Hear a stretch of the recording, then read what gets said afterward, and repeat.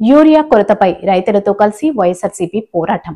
కూటమి ప్రభుత్వం అసమర్థతని నిలదీస్తూ రైతులతో కలిసి డాక్టర్ బిఆర్ అంబేద్కర్ కోనసీమ జిల్లాలో ర్యాలీగా రైతులతో కలిసి పోరాటం చేసేందుకు గాను ఈ నెల 9వ తేదీన నిర్వహించిన నిరసన కార్యక్రమానికి మద్దతుగా కోరుతూ నేడు అమలాపురం వైఎస్ఆర్సీపీ కార్యాలయంలో నిర్వహించిన విలేకరుల సమావేశం.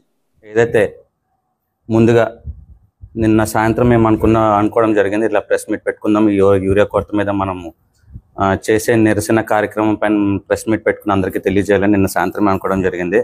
సో ఇంత షార్ట్ నోటీస్లో ముందుగా ప్రెస్ సోదరులు కానివ్వండి లేదా నాయకులు అందరూ కూడా రావడం జరిగింది. వచ్చిన అందరికీ కూడా నమస్కారాలు. యూరియా కొరత గురించి అందరికీ తెలిసిందే. కూటమి ప్రభుత్వం ఏ రకంగా ఉంది అంటే, గతంలో కూడా MDU వెహికల్స్ ఏదైతే క్యాన్సిల్ చేసేసి మధ్యలో దళారులకి ఏ రకంగా అయితే లబ్ధి చేకూరేలా చేశారో, ఇప్పుడు మళ్ళీ అదే సేమ్ కార్యాచరణ రైతులను కూడా ఇబ్బంది పెడుతున్నారు.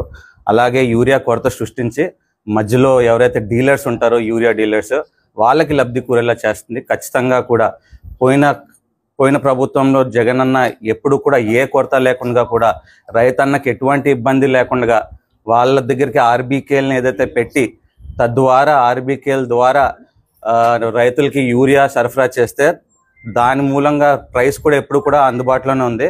కానీ ఈరోజు ఏదైతే యూరియా కొరత సృష్టించి మధ్యలో ఎవరైతే డీలర్స్ ఉంటారో వాళ్ళందరికీ లబ్ధి కూరేలా చేస్తుంది ఈ కూటమి ప్రభుత్వం. ఖచ్చితంగా దీని మీద మేమందరమే కూడా మా గొంతు విప్పుతాము. సెక్షన్ 30 పెట్టారని తెలుస్తుంది, కానీ ఖచ్చితంగా పోలీస్ అధికారులందరినీ కూడా కలిసి దీనిపైన పర్మిషన్ తీసుకుని మేము మరి ర్యాలీగా వెళ్ళి RDO గారికి మేము వినతి పత్రం ఇస్తాము. సో అందరికీ కూడా తెలియజేయడానికి ఇది ఒక ప్రెస్ మీట్ పెట్టుకోవడం జరిగింది. సో అందరూ కూడా కోఆపరేట్ చేసి దీన్ని పార్టీ కార్యకర్తలు నాయకులు అందరూ కూడా పార్టిసిపేట్ చేసి దీన్ని దిగ్విజయంగా పూర్తి చేస్తారని నమ్ముతూ ముగిస్తున్నాం. Thank you.